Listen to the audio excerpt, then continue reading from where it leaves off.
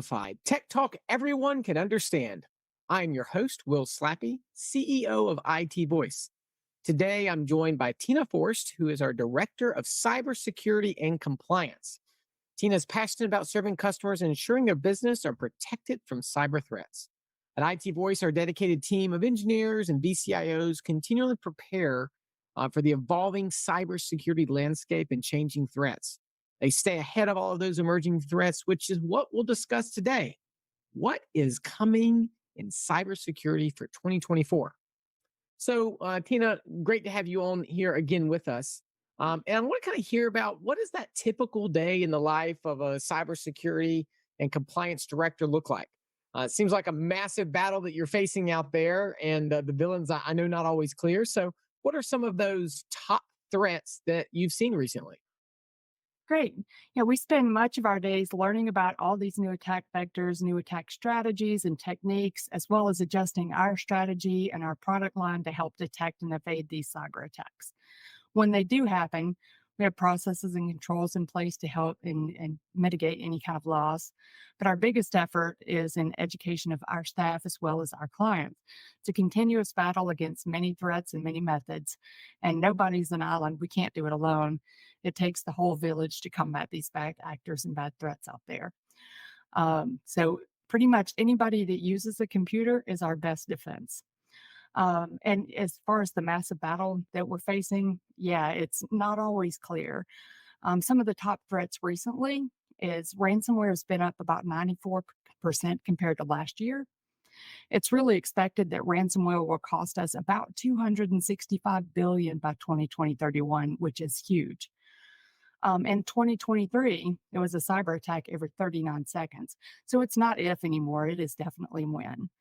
So from the trends, we know that most ransomware is deployed from our top three or four attack methods, which are phishing, which a lot of people are familiar with, but that takes us to malicious attachments or to links, looking for data and looking for ways in. Remote access through RDP is a big area right now too. And one of the latest or the newest ideas is the drive-by downloading, which happens when a user visits an infected site and then malware is downloaded and installed without even anybody knowing. Yeah, that sounds like and that's a big number. How much did you say? 265 Billion. billion B- dollars? Mhm. I mean, I'm doing the numbers off the top of my head, but that's like 5% of the US GDP, which is a pretty significant number just in terms of kind of put it in perspective. So I thought you made the go ahead. I was just going to say that you can see why they're in business. Yeah, no, and I heard somebody the other day, I forget the exact numbers, but it was like, it makes up like the third largest like industry in the world or something along those lines. So it really unfortunately it's a business for people that's out there and how they're operating it and they're making a lot of money doing it. Unfortunate for the rest of us, of course. I thought you made kind of an interesting point about the people involved. Those human firewalls, how important is the human element?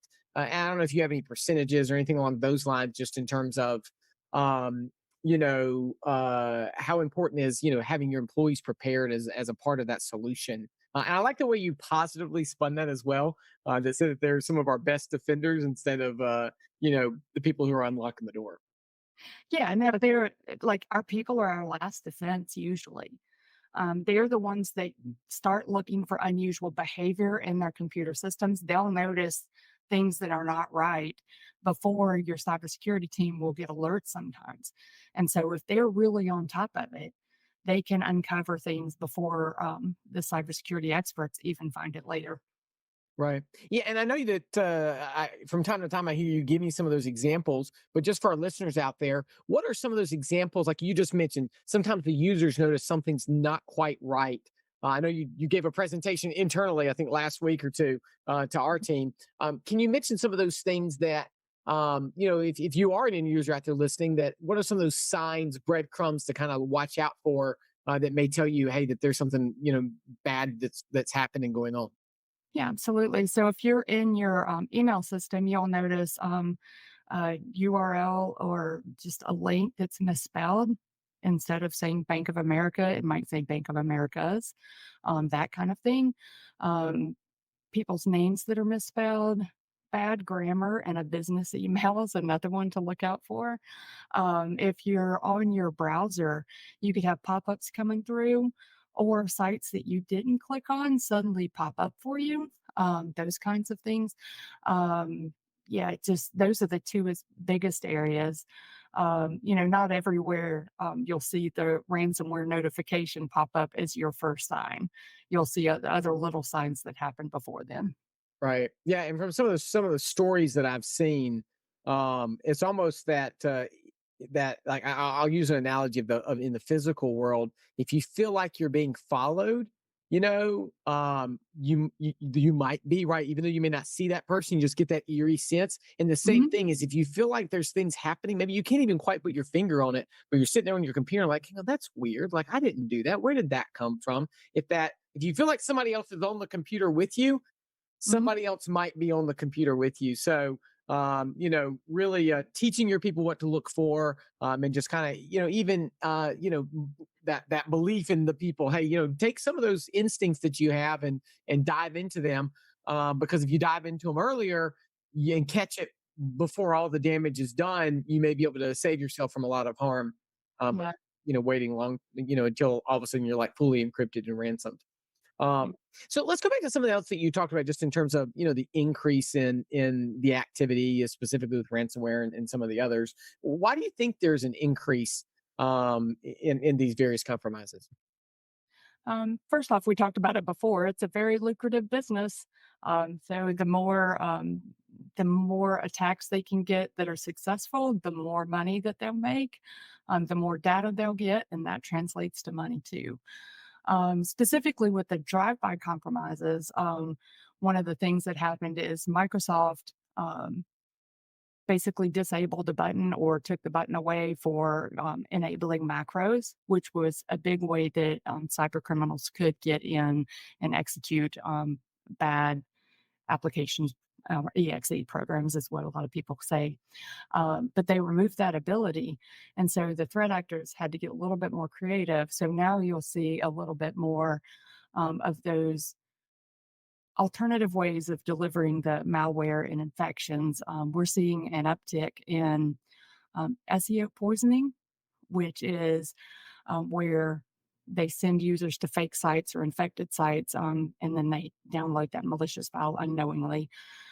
They use SEO poisoning or maladvertising to draw the traffic to those sites, and then they sit back and let users click away. So once they set up their system, then they just rake the money in. Yeah, yeah, and I think you bring up an interesting point as well. And this gets back to the human. Yeah, I've heard the term human firewall, right? That can Mhm. prevent these things. You know, the vast majority of compromises, I think I've heard 80% come from some sort of like human failure. Mhm. And even when you were talking about like with the macros, right? And thankfully Microsoft has just removed that button altogether. But the reason why they removed it was because people kept clicking on it. So I think for listeners out there, it's a good reminder, that just because, even if you open a file, if it gives you some sort of warning message, doesn't necessarily mean that the answer should always be yes. I think going back to like the 90s, you always have like the licensing agreements. Anytime you install any sort of program, we all kind of got pre-programmed to just be like, yes, yes, yes, yes, yes. I want the default, da, da, da, da, just kind of let it go through. And that, the farther we get in with cybersecurity threats, don't be so click happy. Read what the message says, and contact your administrator if you don't understand what it is. It only takes a little bit of time to double check something versus potentially clicking yes on a button you don't understand, and now you've just given access to a bad actor. um I don't know any cybersecurity professional that will, you know, give bad feedback to a user for reporting something, even if it's a false positive. We'd rather have that than be on the back end where somebody noticed something and didn't say something. And then now the company's going to either have to pay $10 million or, all the data got exfiltrated somehow. Nobody wants that. So it's better to get, anything that you notice, just go ahead and report. yeah, Yeah, that's and some of the new tools out there let you do that super easily as well, which is helpful. So Mhm. with so many threats, in your role, how do you prioritize what to focus on? Yeah, for our clients, I like to do a risk assessment and really dig down into their particular industry and get what's more likely to happen given their environment, their business, that kind of thing. Um, but just as a general answer to the question, security is best delivered in a layered approach. Just like bulletproof glass, you don't have just one sheet of glass that protects you from the bullet. It's like 10 or 15 or 20. I'm not a manufacturer of bulletproof glass, so I don't know. But there's a lot of different strategies they use to keep you safe. And that's the same way with cybersecurity. We have everything from EDR, which is extended detection and response. That's the next generation of antivirus. Love that. Love SAM so we can collect logs and get alerts, and so we can respond to those automatically. Managed detection and response is great because it lets someone be on the clock 24/7 protecting your environment. There's a lot of things like that, but also user education. That's one of the biggest and easiest things to solve for right now. We do it internally at our offices, and we also have that available for all of our clients. It's amazing. Um, Also, to go with that, specific policies so that users know what they can use their computing equipment for and what they can't use it for. So that is also very helpful. So defining those rules. Good password managers. Don't leave your credentials lying around on a sticky note under your keyboard. People have been doing that since literally the 80s, and that's a bad idea. Um, and you obviously using MFA everywhere you can. Matter of fact, speaking of Microsoft helping us with our security, they are in the process of deprecating using multi-factor authentication where it sends a text to your phone. So we are recommending now that we go to an authentication program. There's 3 or 4 out there that you can use, whatever you're comfortable with. And those are much safer than just getting that random text to your phone. So just, there's a lot of things that make up our bulletproof glass. Um, and so, yeah, we need to take a look at the business, see what they're doing, see what they're not doing, and like make some recommendations from there. Yeah, yeah. No, I've always liked your layered approach. I probably think of it a little more simply than bulletproof glass. I think of it more like a James Bond sort of movie or something. With like you got the armored guard out front, you got a high wall and a fence. You've got the locks. You've got the cameras, the lasers.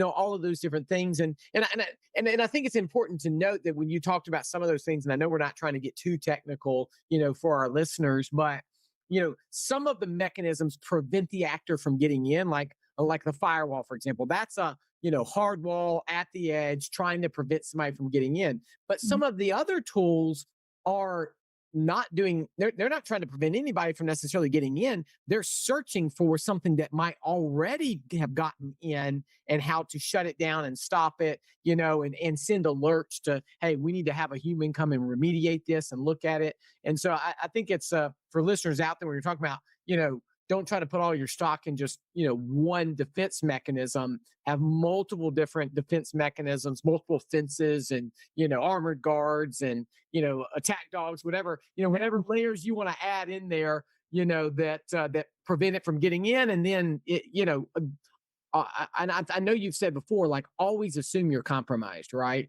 And then that way you're always internally looking for, all right, hey, let's just assume there's a compromise. Where would it be? Let's look for it. Let's constantly be searching and finding it. And all of those different layers together can't 100% prevent an issue, but it can drastically either reduce the chances or it limits that impact. If you have one machine that's compromised, is a lot less damage than the entire network and all of your servers and computers and whatnot, that go down. So trying to reduce that impact as much as possible. Um, so, you kind of talked about some different vulnerabilities. You talked about different industries and things like that. Which, programs or software, are there any like, dangerous areas to kind of like, avoid kind of going at all, or at least if you're going to go, be like super safe, have your guard on more than usual? Um, I think, probably email and browsing areas because those are the most common for every single industry.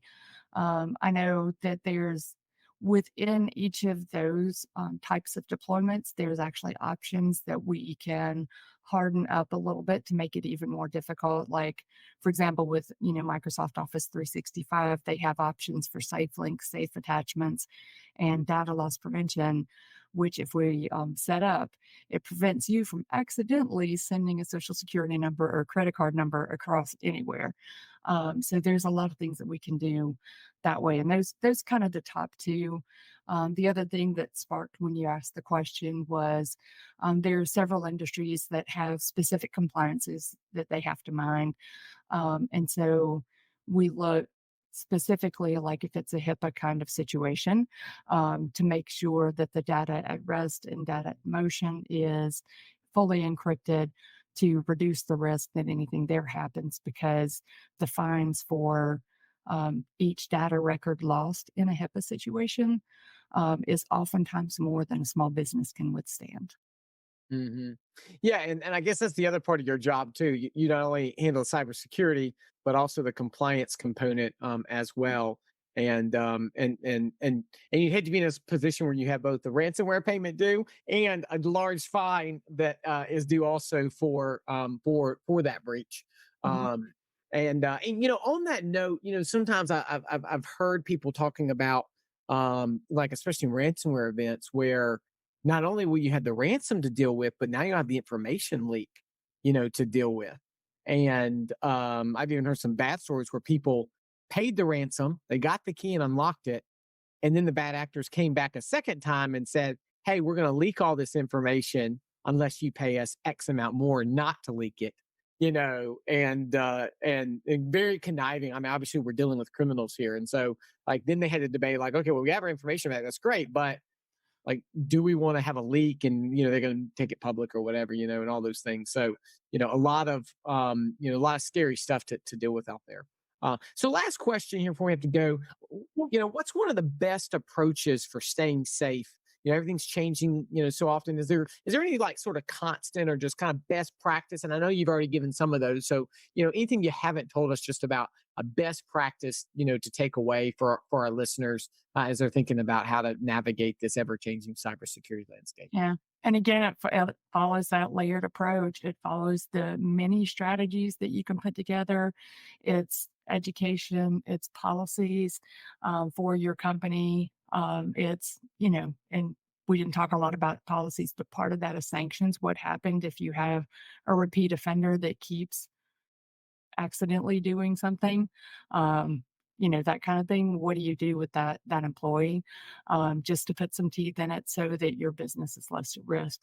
And you're right, it's all about mitigating the risk. We can't get it down to zero ever, but we can lower it.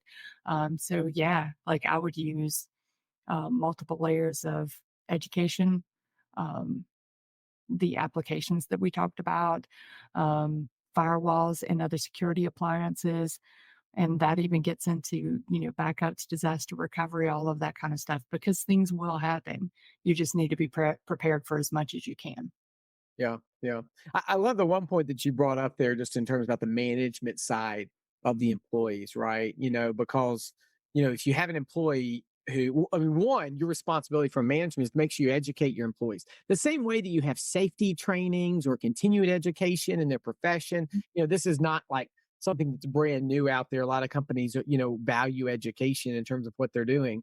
But in the same sense of like a manufacturing facility, you're going to have safety trainings and awareness. I mean, I've been to some of our customers. I mean, every morning at 7 a.m., they bring everybody together for safety and training like every single day because that's how important safety is because they recognize what could happen, with that. And if somebody has, a certain number of violations, then like, they get terminated because of that, because, the risk that they pose to themselves and to others. And I've heard of other, I mean, I know this one company that had a 3 strike policy. If somebody failed like a cybersecurity, test 3 times, and then that was the end of their, employment just because the risk that they saw that it brought to the organization, just like a physical safety type of thing would bring a similar sort of risk. So I think that, others listening out there, I mean, one of the things that is probably one of the most underlooked areas, especially when you consider the number of issues that are caused, from the human interaction, is as management, we also have to have those policies and procedures and accountability in place to make sure that the people are educated and doing what they're supposed to do as a part of that multi-layered approach. So I know we could talk a lot more about this. Appreciate all your input here today on today's episode of Technology Simplified. We all rely on technology to take care of our customers, making it critical for businesses to prioritize cybersecurity. If you don't have the technical resources in house, always consider having an outsourced team that stays up to date and can help keep you safe from those cyber criminals out there. If y'all have any questions or topics you'd like for us to cover in future episodes, feel free to reach out to us on social media or through our website. We're always excited to hear from our listeners. Don't forget to subscribe to Technology Simplified wherever you get your podcast so you never miss an episode. Have a great week and stay vigilant, everyone.